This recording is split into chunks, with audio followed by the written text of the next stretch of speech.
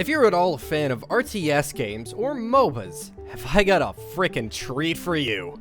The Maestros is this crazy hybrid of the two genres that would basically be best described as the result of somebody taking the two and just kinda rubbing them together until they had a baby.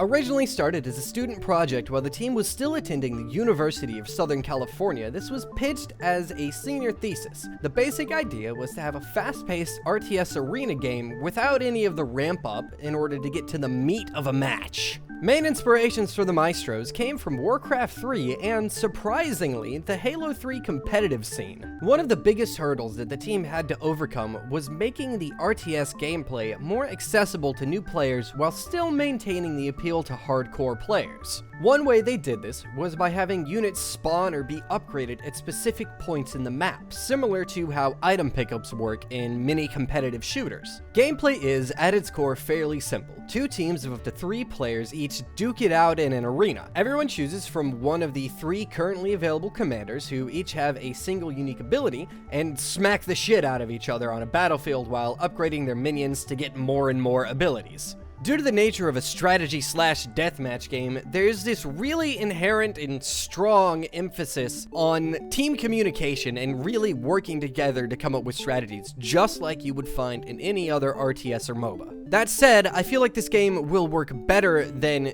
traditional MOBAs or RTS games when it comes to quick matches, as it's more of a deathmatch game and it's much easier to just kill somebody than to work towards any other kind of objective. So if the main reason that you stick away from MOBAs or RTS games is because you don't have anybody that you can adequately communicate with, then you don't really have anything to fear here because it's pretty straightforward.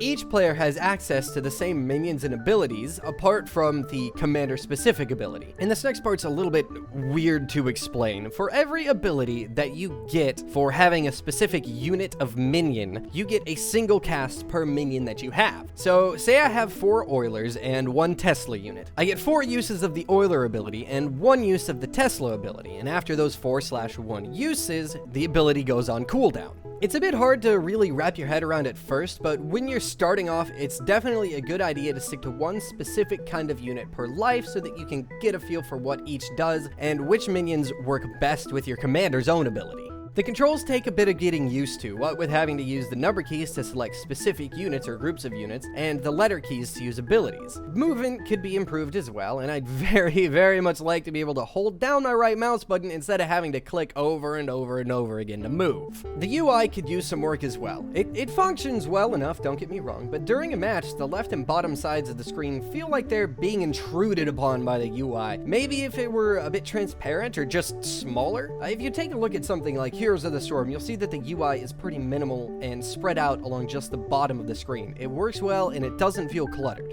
After playing a few rounds with the developers, I can safely say that this is entirely a passion project. The team working on the Maestros is building a game that they want to play, and it shines through not only in how they talk about the Maestros, but also how they interact with each other and people who are playing the game.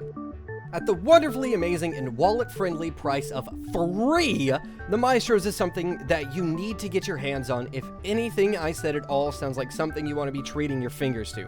So go play it. Just fucking go play it. Thanks for joining me for this episode of Indie Bytes, which is now back on this channel. I hope that you enjoyed. If you did, please leave a like and subscribe for more. I plan on doing at least one of these a week once some design work is done. And apart from this, you'll be able to find a fair number of Let's Plays and First Impressions videos on my channel. If you have any recommendations for indie games, drop me a line down in the comments or hit me up on Twitter. My handle is @4kh. Thanks again. I'll see you next time.